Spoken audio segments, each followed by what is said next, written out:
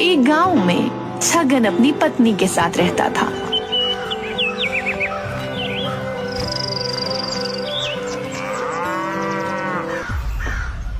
हे भगवान, आप मुझसे कौन से जन्म का बदला ले रहे हो? किसी के दादा परदादा जमीन जायदाद छोड़कर जाते हैं, किसी के सोना चांदी, लेकिन मेरे बाप दादा ने मेरे लिए इस नगीने को छोड़ा है जो दिन भर रंभाती रहती है, और इसकी आवाज सुनने के बदले मुझे क्या मिलता है? गोबर। उसकी बात सुनकर भैंस मानो खिलखिलाकर हंसती है। अरे क्यों दिन भर उस भैंस को कोसते रहते हो? कम से कम उसके गोबर से उपले तो बनते हैं, और दूध के लिए कहीं हाथ तो नहीं फैलाने पड़ते, नहीं तो दूध के भी पैसे उधार हो जाते। हाँ, तुम कहती तो ठीक हो। चलो बसंती, उठ जा, तेरे दूध देने का वक्त हो गया है री। अरे तू दूध तो अच्छा भला देती है, लेकिन मेरे सर पर इतना कर्जा है कि मैं तुझे बता ही नहीं सकता रे। तभी छगन को महेश आता हुआ दिखाई देता है। छगन जल्दी से दौड़ा हुआ घर में चला जाता है। अरे क्या हुआ? महेश अगर मेरे बारे में पूछे तो तुम उससे कह देना कि मैं शहर गया हूँ और 2 दिन बाद आऊंगा। आज तो इस छगन से पैसे लेकर ही रहूंगा। हाँ, ए छगन, बाहर निकल, कहाँ मर गया? ए छगन। और जोर जोर से दरवाजा खटखटाता है। निकल, कहाँ मर गया? अरे भाई साहब, वो तो 2 दिन के लिए शहर गए हैं, आप 2 दिन बाद आना। अरे ये तो उसका रोज का बहाना हो गया है?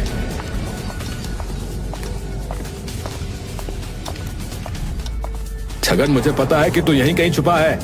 अरे कब तक ऐसे मुंह छुपा कर रहेगा? हैं? आज आखिरी मौका दे रहा हूँ।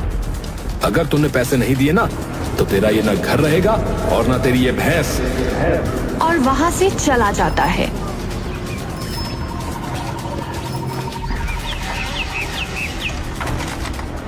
अरे कब तक सबसे मुंह छुपाए फिरते रहोगे?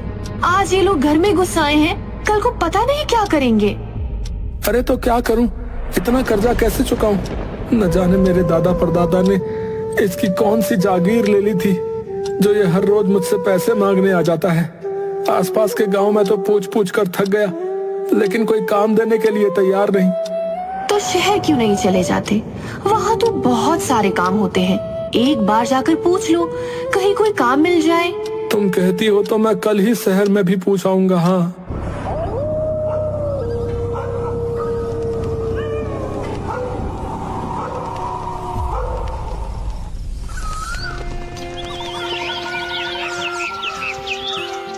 अगले दिन छगन शहर के लिए निकल जाता है और जगह जगह काम के बारे में पूछता है।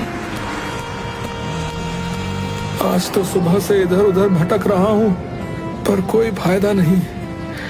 न जाने किसका मुंह देखकर निकला था।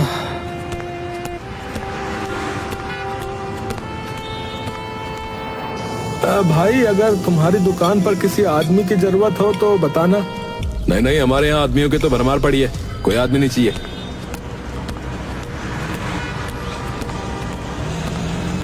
तेज धूप होने के कारण छगन को चक्कर आ जाते हैं और वही गिर जाता है।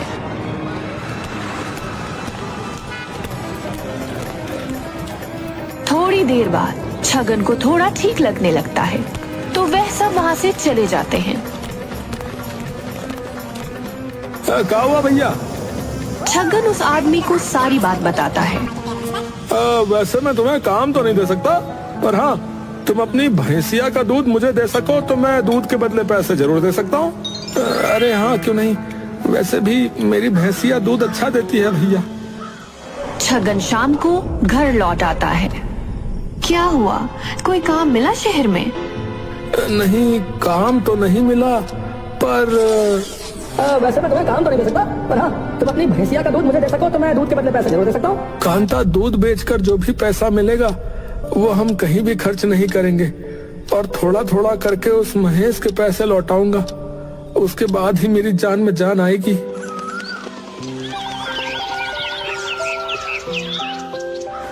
इधर महेश अपने साथियों के साथ। वैसे कुछ भी कहो, इस छगन को परेशान करने में मजा बहुत आता है। वो सब तो ठीक है, लेकिन इससे तुम कर्जा किस बात का मांग रहे हो भाई? उसके पिताजी ने मेरे पिताजी से 20,000 का कर्जा ले रखा था और उसे चुकाने से पहले वो स्वर्ग सिधार गए। बस वही कर्जा मैं वसूल कर रहा हूँ, और वो भी ब्याज के साथ। और बातें करते हुए वे छगन के घर पहुंच जाते हैं। छगन, मेरे पैसे कब लौटाएगा रे? भाई कुछ ही दिनों में दे दूंगा, कितनी बार कहूँ? कुछ दिन करते करते तो कितने ही दिन बीत गए। चलो रे।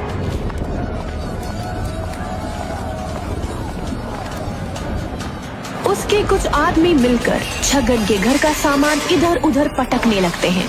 मुझे किसी से कोई मतलब नहीं, मुझे बस मेरे पैसे चाहिए, समझा? तू तो ये बता कि तू पैसे देगा या फिर तेरा बाप देने आएगा? छगन को इस बात पर बहुत गुस्सा आता है, लेकिन वो कुछ नहीं कहता है। अभी तो जा रहा हूँ, लेकिन जल्दी ही वापस आऊंगा।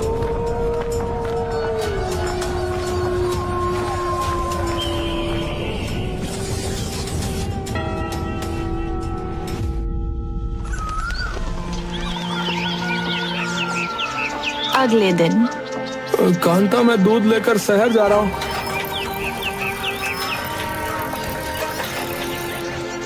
और शहर पहुंच जाता है।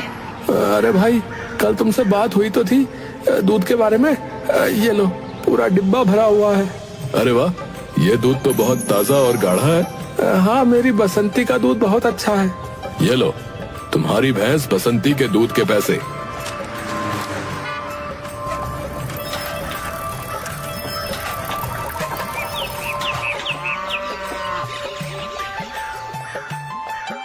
अरे सुनती हो?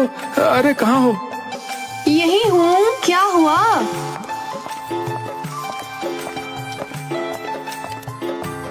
ये लो, ये पैसे संभाल कर रख लेना।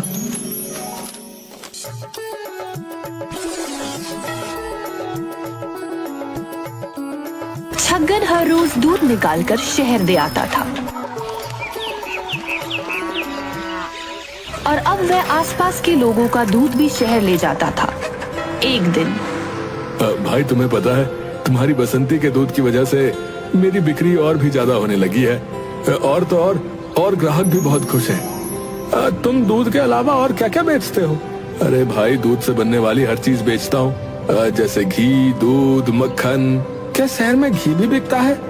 हमारे यहाँ बहुत सारा घी रखा है, तुम कहो तो ले आओ कल। अरे हाँ, क्यों नहीं, नेकी और पूछ पूछ, इससे मेरा और तुम्हारा, हम दोनों का फायदा होगा भैया।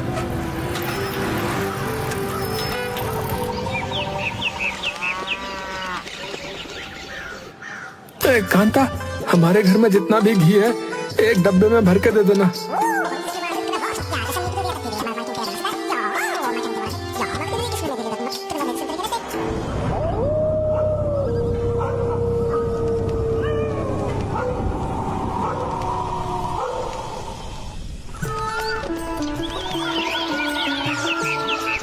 अगले दिन छगन दूध के साथ घी भी ले जाता है।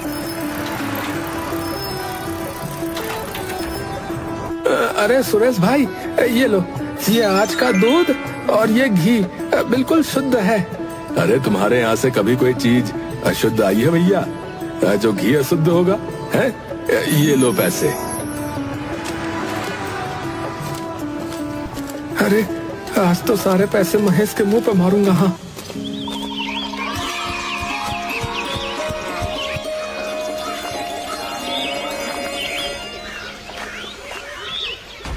अरे वो देखो, ये छगन आज इतनी ताव में क्यों आ रहा है? जरूर फिर से उधारी मांगने आया होगा।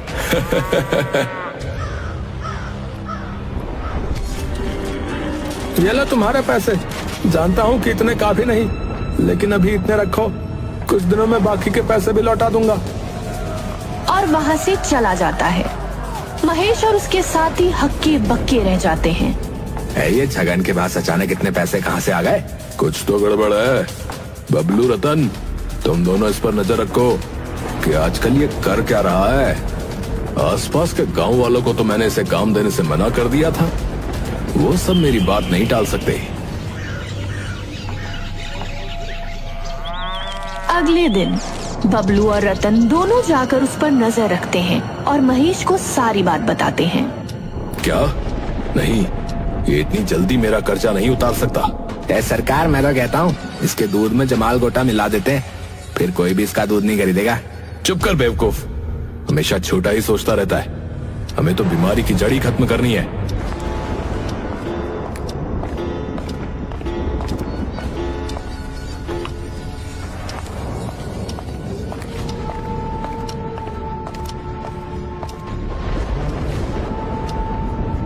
ये ले रतन, जा और जाकर उस भैंसिया के चारे में ये दवाई मिला दे, जिससे वो भैंस तड़प तड़प कर मर जाएगी। शाम को रतन और बबलू दोनों जाकर बंसती के चारे में दवाई डाल देते हैं। अगले दिन, अजी सुनिए, ये बसंती को क्या हुआ? उठ नहीं रही।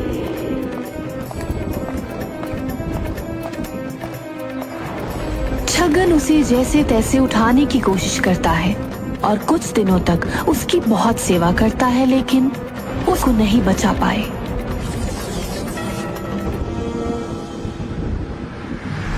क्या हुआ भाई? कुछ दिनों से दूध नहीं आ रहा? अरे भाई, वो मेरी बसंती, वो मुझे हमेशा के लिए छोड़कर चली गई भैया। छगन बहुत उदास रहने लगता है।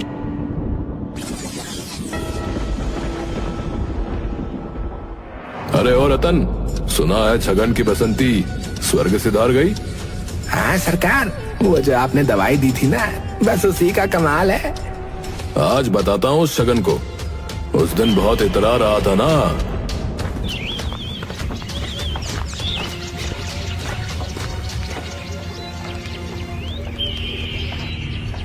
छगन, अरे ओ छगन, बाहर निकल। छगन एक कोने में उदास बैठा हुआ था। महेश की आवाज सुनकर छगन बाहर निकल जाता है और साथ में कांता भी। छगन, मेरा उधार कब चुकाएगा? अब काफी दिन हो गए हैं। उस दिन तो तू बड़े ताव से कह रहा था कि कुछ ही दिनों में मेरा सारा उधार चुका देगा। रे, कब तक चुका रहा है मेरा उधार? वो महेश, दरअसल बात ऐसी है कि मेरी बसंती का स्वर्गवास हो गया है, जिस वजह से मैं दूध भी नहीं ले जा पा रहा और गांव के सारे लोगों ने भी मुझे दूध देना बंद कर दिया। तो मैं अभी तो तुम्हारा उधार नहीं चुका सकता। मैं तुम्हारे हाथ जोड़ता हूँ, मुझे कुछ दिनों की और मोहलत दे दो। मोहलत? और तुम्हें? अरे कभी नहीं। अरे इतने दिन हो गए, इतने दिनों में तो ब्याज कितने से कितना हो जाता है। लेकिन अब तुम ही बताओ, मैं क्या करूं? कहां से लाऊं तुम्हारा उधार? मेरे पास कोई कमाई का जरिया नहीं है और जो था वो भी चला गया। एक उपाय है, ये जो तेरा घर है ना, वो मेरे नाम कर दे, और वैसे उधार तो तब भी नहीं चुकेगा। लेकिन हाँ, एक और काम कर सकते हैं, तुम मेरे यहाँ नौकर बन जाओ और जब तक उधारी ना चुके तब तक मेरे यहाँ काम करते रहो। नहीं नहीं महेश, अरे थोड़ा तो रहम करो। अगर मैंने तुम्हें घर दे दिया तो हम कहाँ जाएंगे? और वैसे भी ये घर हमारे दादाजी ने मेरे पिताजी को दिया था, ये उनकी आखिरी निशानी है। ये घर मैं तुम्हारे नाम नहीं कर सकता। क्या घर मेरे नाम नहीं कर सकता? फिर अपने दो आदमियों को इशारा करता है। उसके एक इशारे पर दोनों आदमी घर का सामान उठा उठा कर फेंक देते हैं। अरे रुक जाओ, अरे रुक जाओ महेश, अरे ये क्या कर रहे हो तुम? मेरे पास जायदाद के नाम पर अब बस ये घर ही बचा है, कम से कम इसे तो मुझसे मत छीनो। क्या है ना, ये तो मेरा ही है। वो तो मेरे पिताजी ने तुम्हारे पिताजी को दान दिया था और बस वही मैं तुमसे वापस ले रहा हूँ। अब ये घर मेरा है, सिर्फ और सिर्फ मेरा। और अगर तुम्हें नौकरी चाहिए तो तुम मेरे यहाँ नौकरी कर सकते हो, इससे कम से कम तुम्हारा घर तो चली जाएगा। अरे महेश, तुझ में बिल्कुल भी दया नाम की चीज नहीं है क्या? देखना, एक दिन भगवान तुझे तेरे कर्मों की सजा जरूर देगा। अरे चाचा, मेरे सामने अपने कर्मों की पीपड़ी बजाना बंद कर, और हाँ, आ जाना कल से काम पर। और हंसता हुआ वहाँ से चला जाता है।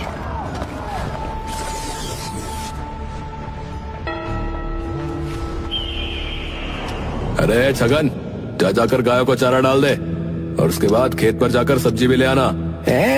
कितना इतरा रहा था 4 पैसे कमाकर, अब आ गए ना पैर जमीन पर।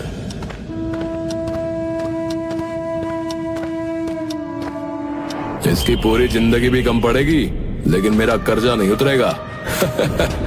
वैसे कुछ भी कहो, मजा तो बहुत आ रहा है इसे परेशान करने में।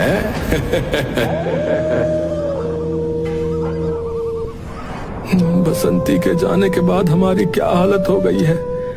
भले ही मैं उसे दिन भर ताने मारता था, लेकिन थी तो वो मेरी साथी ही। मैं चाहकर भी उसे नहीं भुला पा रहा हूँ।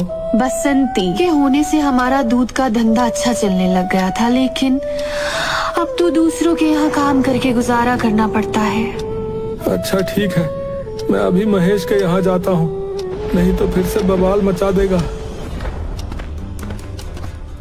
छगन जैसे ही घर से बाहर निकलता है, उसे सामने एक बूढ़ा आदमी बेहोश पड़ा हुआ दिखाई देता है।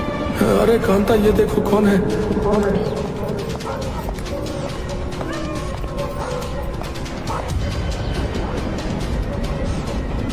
और होश में आने पर बाबा आप कौन हो?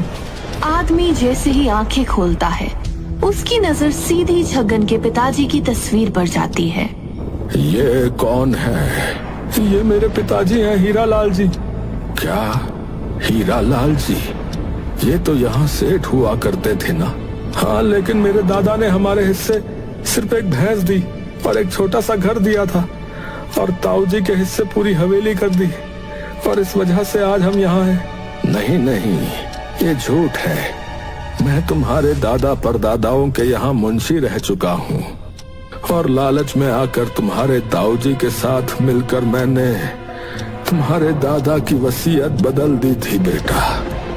उनकी वसीयत के अनुसार उनके छोटे बेटे को हवेली मिलनी थी, और बड़े बेटे के हिस्से उनका छोटा सा घर और एक भैंस थी, क्योंकि बड़ा बेटा अय्याश था और उन्हें डर था कि वो उनकी जमीन ठीक से नहीं संभाल पाएगा। लेकिन तुम्हारे ताऊ जी ने मुझे पैसों का लालच देकर हवेली अपने नाम करवा ली बेटा। मुझे माफ कर दो। कांता और छगन दोनों हैरान हो जाते हैं और एक दूसरे की तरफ देखते हैं। ये देखो, ये रही उनकी असली वसीयत। मुझे अपने किए का पछतावा हो रहा है, और मुझे अपने किए की सजा मिल चुकी है, इसलिए मैं प्रायश्चित करने यहाँ पर आया था बेटा।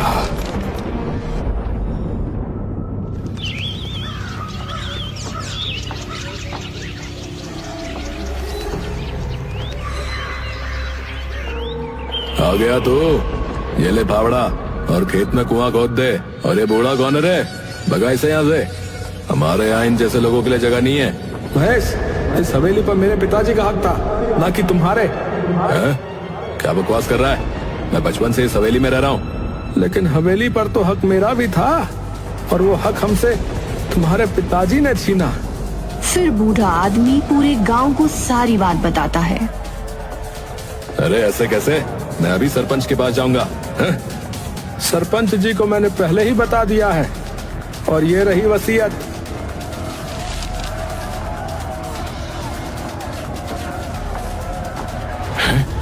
नहीं, ये नहीं हो सकता। ये हवेली मेरी है। हाँ। अभी सरपंच वहाँ पहुँच जाता है। नहीं महेश, छगन सच कह रहा है। इस वसीयत के हिसाब से ये हवेली छगन की है, ना कि तुम्हारी। देखा महेश, देखा, तूने मेरे साथ कितना बुरा किया, और जो तूने मेरे साथ किया था वही अब तुझे वापस मिल रहा है, वो भी सूद समेत। इसे ही कहते हैं, जो बोओगे वही काटोगे। अब भुगत। इसके बाद छगन और कांता एक नई भैंस लाते हैं और खुशी खुशी अपनी सादगी भरी जिंदगी जीने लगते हैं।